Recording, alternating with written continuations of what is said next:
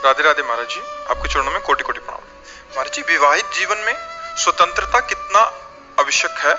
आजकल सब स्वतंत्र। हम तो केवल इतनी बात जानते हैं कि शास्त्र, गुरु, कानून, समाज, इसके परतंत्र रहने से आप सदैव सुखी रहेंगे और इनसे स्वतंत्र होंगे तो आप नष्ट हो जाएंगे।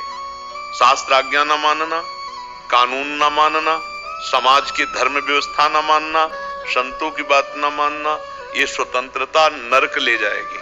आज जो स्वतंत्रता बढ़ती जा रही उसका आप परिणाम देख रहे हैं कि जो बच्चे बच्चियां, बॉयफ्रेंड गर्लफ्रेंड ब्रेकअप, फिर ऐसा वही ब्याह हो जाने पर एक पति में नहीं रुक पा रहे हैं, एक पत्नी में नहीं रुक पा रहे हैं।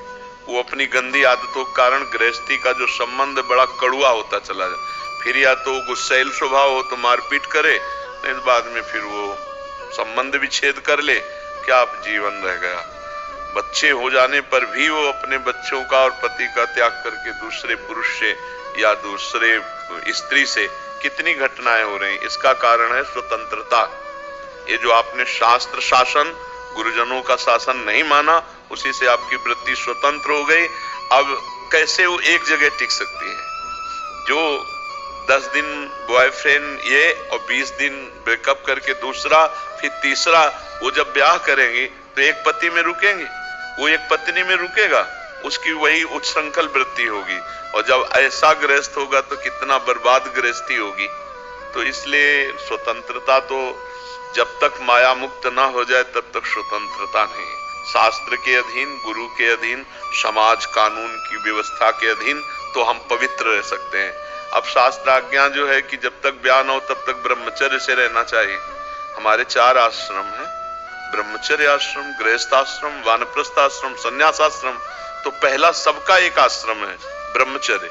जब तक संस्कार ना हो जाए तब तक बच्चा बच्ची को ब्रह्मचर्य रहना चाहिए हमारे धर्म के अनुसार।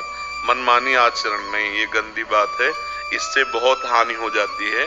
और इस हानि को आज हमारा समाज भोग रहा है, आगे तक भोगता रहेगा, क्योंकि वैसे ही बच्चे होते हैं। छोटे छोटे बच्चों में इतना गलत ज्ञान है, जहां पवित्र ज्ञान होना चाहिए वहां गलत ज्ञान हो गया।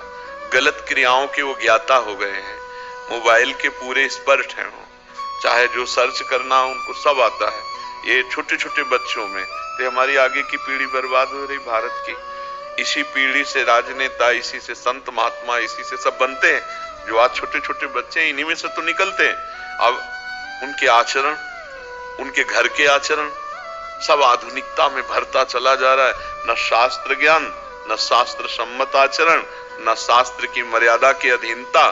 तो फिर नुकसान ही नुकसान है। आज समाज देखो कहां जा रहा है। ये सब अनुशासनहीनता का परिणाम है। शास्त्र के विरुद्ध आचरण करोगे तो छुपाना पड़ेगा।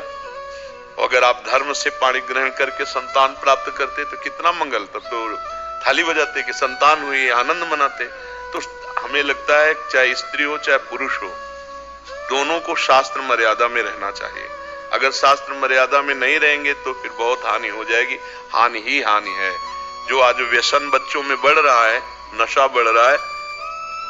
देखो, लज्जा ही और विनय, पुरुष में विनय और स्त्री में लज्जा, ये आभूषण है। ये बाहरी सोना चांदी के आभूषण, आभूषण नहीं। तो छोटे छोटे बच्चे, नई अवस्था के बच्चे लज्जा और विनयहीन होते जा रहे हैं। विद्या विनयम ददाति, पढ़े लिखे बच्चे में विनय होना चाहिए। वो अपने माता पिता को गालियां देते हैं, कटु वचन बोलते हैं। तो अनुशासनहीनता कहीं भी होगा वो नष्ट हो जाएगा। जो घर अनुशासनहीन होगा वो नष्ट हो जाएगा। और जो शरीरधारी, चाहे स्त्री पुरुष हो, अनुशासनहीन वो नष्ट हो जाएगा। इसलिए अनुशासन तो अत्यंत आवश्यक है। शास्त्र का, वेदों का अनुशासन, धर्म का अनुशासन, समाज का अनुशासन, कानून का अनुशासन, ये अनुशासन हमें पवित्र रखता है।